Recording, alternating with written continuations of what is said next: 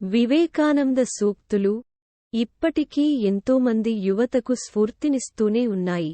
అందుచేత వివేకానందుడి సూక్తులు మరింత క్లుప్తంగా, అందరికి అర్థమయ్యే రీతిలో, రాతపూర్వకంగా మరియు కంఠధ్వని రూపంలో మరలా రోజుకు ఒక సూక్తి విందాం.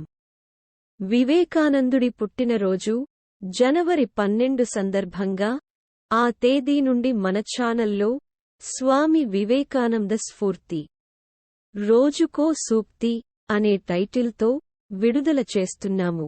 అందరూ విని వాటి నుండి మీరు ఉత్తేజితులు మరియు పరిపూర్ణులు అవుతారని ఆశిస్తున్నాము. అందరూ సబ్స్క్రైబ్ చేసుకొని షేర్ చేయండి మరియు మరచిపోకుండా లైక్ చేయండి. Thank you all.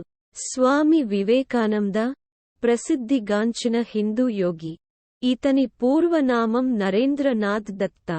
Ramakrishna Paramahamsa ప్రియ శిష్యుడు. వేదాంత, యోగ తత్వ శాస్త్రములలో సమాజముపై అత్యంత ప్రభావము కలిగించిన ఒక ప్రఖ్యాత ఆధ్యాత్మిక నాయకుడు. హిందూ తత్వ చరిత్ర, భారతదేశ చరిత్రలలోనే ఒక ప్రముఖ వ్యక్తి. రామకృష్ణ మఠం వ్యవస్థాపకుడు. పుట్టిన తేదీ 12 జనవరి 1863. పుట్టిన స్థలం కోల్కతా. మరణించిన తేదీ 4 జూలై 1902.